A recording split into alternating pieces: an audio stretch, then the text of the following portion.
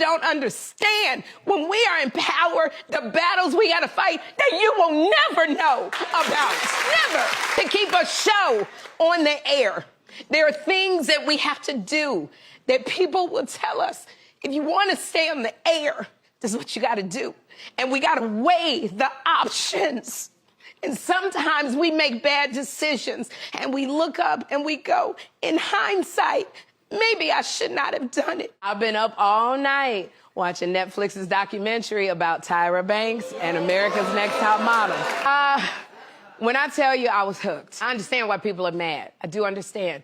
But I also say, you have to understand the time that this all happened was in 2003. Reality TV was the wild, wild west back then. Every show was trying to outdo each other to stay on the air. We had people that were eating rats on Survivor.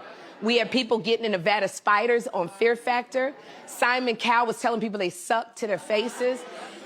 I cannot forget that Tyra that was a young black woman trying to make it in the reality TV game.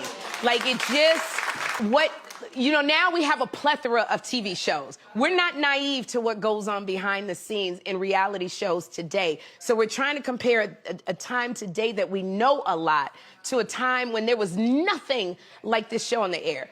We're not taking into account the battles that this black woman had to fight just to stay on the air for other people to come on the air. In the documentary, they said no network wanted to pick up the show except UPN. Everybody said no. As a woman who has pitched a bunch of shows and tried to get her own talk show, I understand that. Let me tell you something. I bet you if Heidi Klum had shopped the show around and every model looked like Gigi Hadid, it'd have been picked up immediately. Immediately. There's a lot of stuff that we did not know back then that would not have happened if this show aired now. People are blaming Tyra for allowing them to cut a black woman's hair wrong. I remember that when they cut the girls from New York and she was bald and they cut it, she had bald patches. We didn't have the sensitivities behind the scenes back then that we do now. Nowadays, if you have a black talent, they make sure to get black stylists.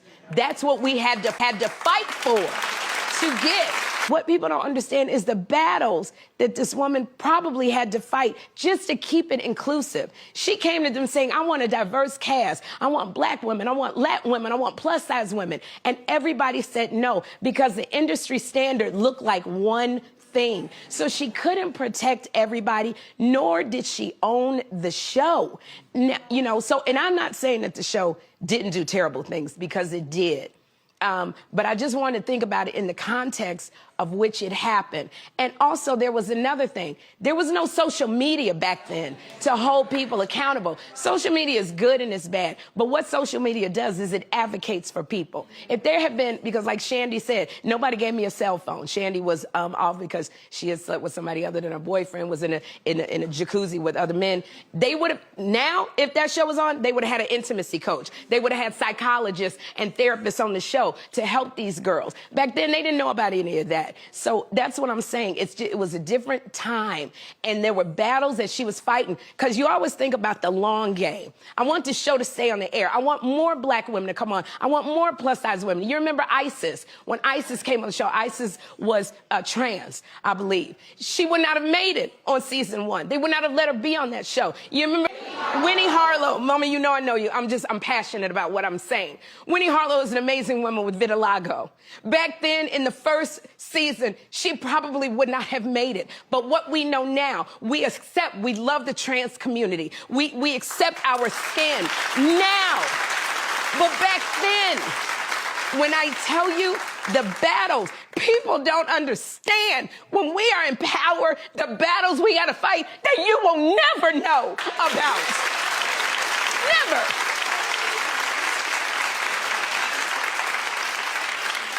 To keep a show on the air, there are things that we have to do that people will tell us, if you want to stay on the air, this is what you got to do. And we got to weigh the options. And sometimes we make bad decisions and we look up and we go, in hindsight, maybe I should not have done it.